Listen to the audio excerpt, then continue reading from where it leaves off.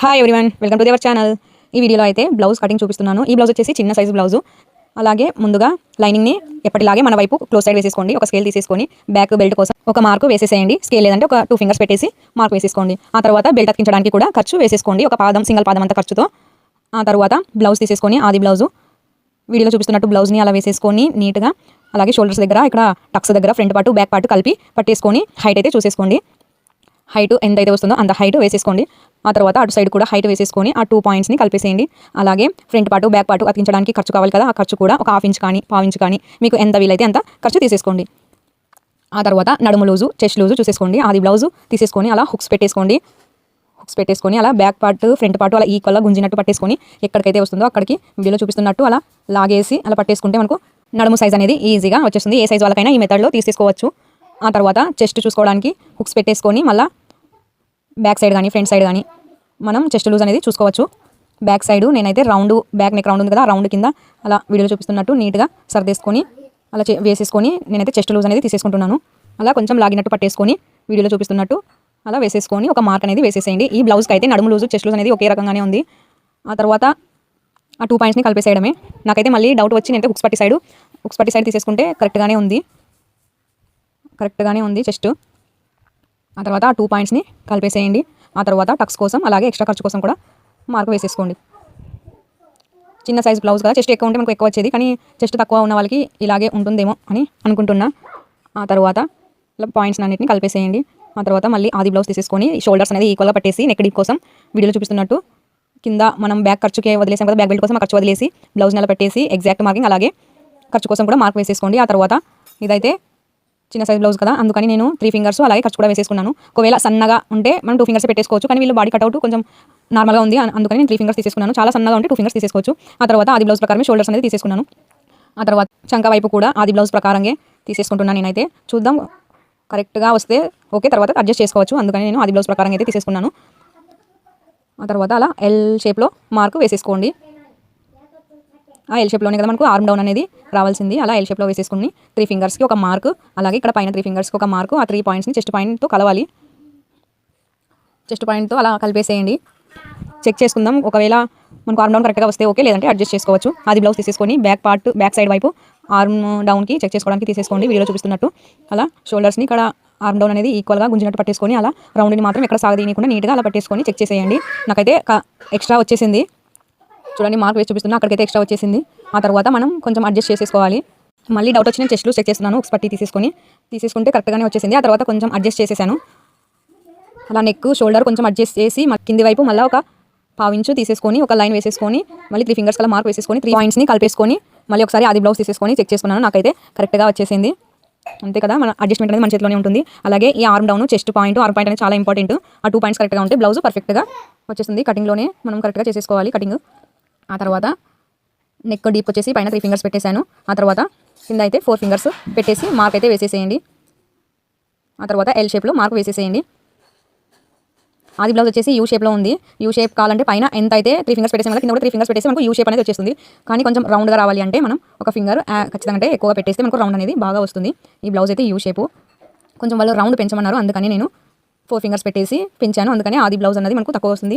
Lining blouse మనకు ఇంకా deep కావాలంటే ఇంకా 1 ఫింగర్ 2 ఫింగర్ కూడా పెంచేసుకోవచ్చు. చూడండి, బ్లౌజ్ అయితే కరెక్ట్గా యూ షేప్లో ఉంది కదా, వాళ్ళకి వచ్చేసి రౌండ్ షేప్ కావాలి అంటే అందుకని కొంచెమైనా ఎక్కువ పెంచేసి మనం రౌండ్ తిప్పేస్తే రౌండ్ అనేది పర్ఫెక్ట్గా వచ్చేస్తుంది. మనకు యూ షేప్ కావాలి అంటే నెక్ ఎంత అయితే పెట్టేసుకున్నామో కింద కూడా అంతే పెట్టేసుకుంటే ఓకే, యూ షేప్ అనేది వచ్చేస్తుంది. ఆ తర్వాత ఇప్పుడు మార్కింగ్ చేసిన ప్రకారం మనం కట్ చేసుకోవడమే. బ్యాక్ బెల్ట్ని అలాగే కటింగ్ మొత్తం మార్కింగ్ ప్రకారం కట్ చేసేసుకోవడమే. ఆ తర్వాత మీకు ఇంకా ఏమైనా డౌట్ ఉంటే కామెంట్ చేయండి. అలాగే వీడియో నచ్చితే ఒక లైక్ ఇవ్వండి. కొత్త వాళ్ళు అయితే మన ఛానల్ని సబ్స్క్రైబ్ చేసేసుకోండి. మన వీడియోస్ చూస్తున్నారు కానీ ఎవరు లైక్ చేయడం లేదు.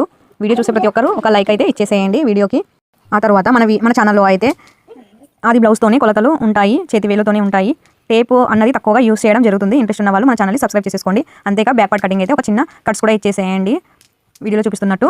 ఆ తర్వాత బ్యాక్ పార్ట్కు కొంచెం అలా షేప్ ఇచ్చేస్తే ఫిట్టింగ్ అనేది బాగుంటుంది. వీడియోలో చూపిస్తున్నట్టు షేప్ కూడా ఇచ్చేసేయండి. బ్యాక్ పార్ట్ కట్ చేసిన తర్వాత హ్యాండ్స్ అనేది కట్ చేయాలి. ఆ తర్వాత ఫ్రంట్ పార్ట్ కట్ చేయాలి. హ్యాండ్స్ కోసం అలా ముందుగా 2 ఫోల్డింగ్స్ చేసాం కదా, ఆ తర్వాత మరో ఫోల్డ్ కూడా చేసేయండి. టోటల్గా 4 ఫోల్డింగ్స్ అన్నవి అవసరము హ్యాండ్ కటింగ్కు. వీడియోలో చూపిస్తున్నట్టు అలా నీట్గా సర్దేసుకొని, లైనింగ్ బ్లౌజ్ కదా కొంచెం హాఫ్ సర్దేసుకుంటే మనకు జాయింట్స్ అనేవి 2 సైడ్సే పడేటట్టు సర్దేసుకోండి. ఆ తర్వాత హెచ్చు తగ్గులు ఉంటే కట్ చేసేయండి. నాకైతే పొద్దుపాటు వచ్చింది, ఈక్వల్గా ఉన్నాయి, అందుకని నేను ఖర్చుల కోసం అలా ఒక మార్క్ అయితే వేసేసాను. ఆ తర్వాత బ్లౌజు హైటు లూజు అలాగే ఖర్చుతో సహా మార్క్ అనేది వేసేసేయండి. వీడియోలో చూపిస్తున్నట్టు బ్లౌజ్ని అలా పట్టేసి నీట్గా మార్కింగ్ వేసేసేయండి. ఎలాంటి కన్ఫ్యూజన్ కాకుండా. అలాగే చంక వైపు కూడా మార్క్ అనేది వేసేసేయండి. ఇలాంటి కన్ఫ్యూజన్ కాకుండా వీడియోని బాగా గమనించండి.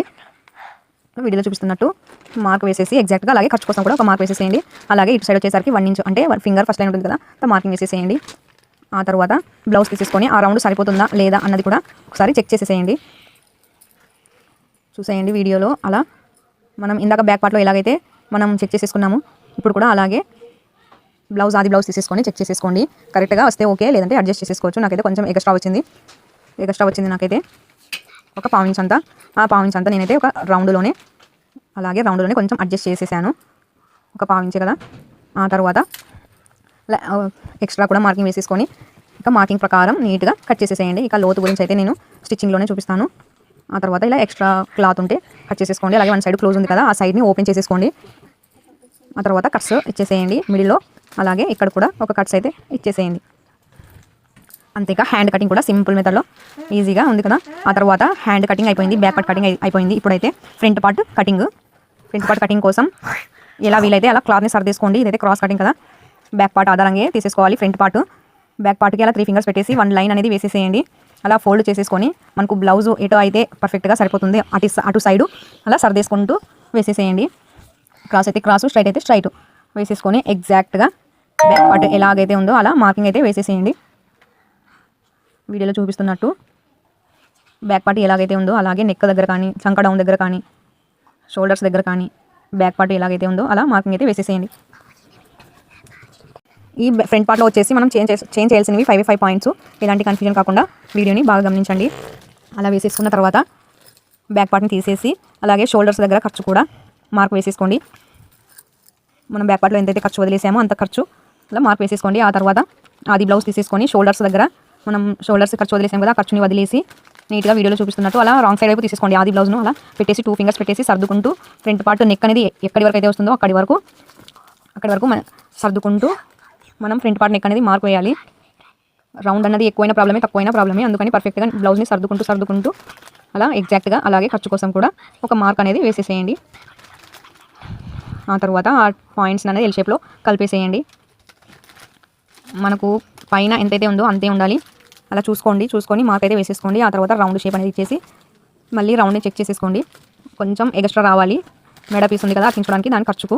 ఆ తర్వాత సైడ్కి నేను షేప్ ఎలాగైతే ఇచ్చానో అలా కొంచెం షేప్ ఇచ్చేసేయండి, ఏ బ్లౌజ్కి అయినా సరే ఫిట్టింగ్ కుదరడానికి. ఆ తర్వాత హుక్స్ పట్టి తీసేసుకొని మెడ పీస్ అతికించడానికి ఖర్చు వదిలేసాం కదా, ఖర్చుని వదిలేసి క్రాస్ బెల్ట్ ఎక్కడికైతే ఉందో అక్కడికి 1 మార్కు, టక్స్ కోసం 1 మార్కు, క్రాస్ బెల్ట్ ఖర్చు కోసం 1 మార్క్, అలా 3 మార్కింగ్స్ వేసేసుకోండి. ఆ తర్వాత చెస్ట్ హైట్ అన్నది మార్క్ వేసేసుకొని ఎగ్జాక్ట్గా అలాగే ఖర్చు కోసం కూడా మార్క్ వేసేసుకొని ఆ తర్వాత అలా వీడియో చూపిస్తున్నట్టు 1 ఫింగర్ వేసేసుకోండి. ఆ 3 పాయింట్స్ని కలిపేసేసేయండి. వీడియోని బాగా గమనించండి, ఎలాంటి కన్ఫ్యూజన్ కాకుండా. ఏమైనా డౌట్స్ ఉంటే కామెంట్ చేయండి. అలాగే కొంచెం లోతు కూడా తీసేసేయండి. చంక వైపు ఆర్మ్ డౌన్, బ్యాక్ పార్ట్లో ఆర్మ్ డౌన్ తీసేసాం కదా, దానికంటే కొంచెం లోతు అయితే తీసేసేయండి. చిన్నగా ఉన్న వాళ్ళకి కొంచెం తీసేస్తే సరిపోతుంది. అలాగే పెద్ద సైజు వాళ్ళకు ఒక 1/2 ఇంచ్ అంతా తీసేసేయండి. చిన్నగా ఉన్న వాళ్ళకు 1/2 ఇంచ్ లోపలే తీసేసేయండి. ఆ తర్వాత ఎగ్జాక్ట్గా మార్కింగ్ ప్రకారంగా నీట్గా కట్ చేసేసుకోండి. టక్స్ గురించి అయితే నేను స్టిచ్చింగ్లోనే చూపిస్తాను. తర్వాత back part, hands, back belt ready అయినట్టే. ఆ తర్వాత మనమైతే క్రాస్ బెల్ట్, మెడ పీసెస్ అవన్నీ ఆ లైనింగ్లోనే సరిపోతాయి. నేనైతే క్రాస్ బెల్ట్ హైట్ మాత్రమే తీసేసుకుంటున్నాను. క్రాస్ బెల్ట్ షేప్ వచ్చేసి నేను స్టిచ్చింగ్లోనే చూపిస్తాను. ఆ తర్వాత మెడ పీసెస్ కూడా వీడియోలో చూపిస్తున్నట్టు క్రాస్గా తీసేసుకోండి. అలా మార్క్ వేసేసుకొని క్రాస్గా మెడ పీసెస్ అనేవి తీసేసుకోండి. బ్లౌజ్ కటింగ్ వచ్చేసి అంతే సింపుల్గా అయిపోయింది కదా. మీకు ఏమైనా డౌట్ ఉంటే కామెంట్ చేయండి. వీడియో ఇంతటితో ఆపేస్తున్నాను. Bye bye.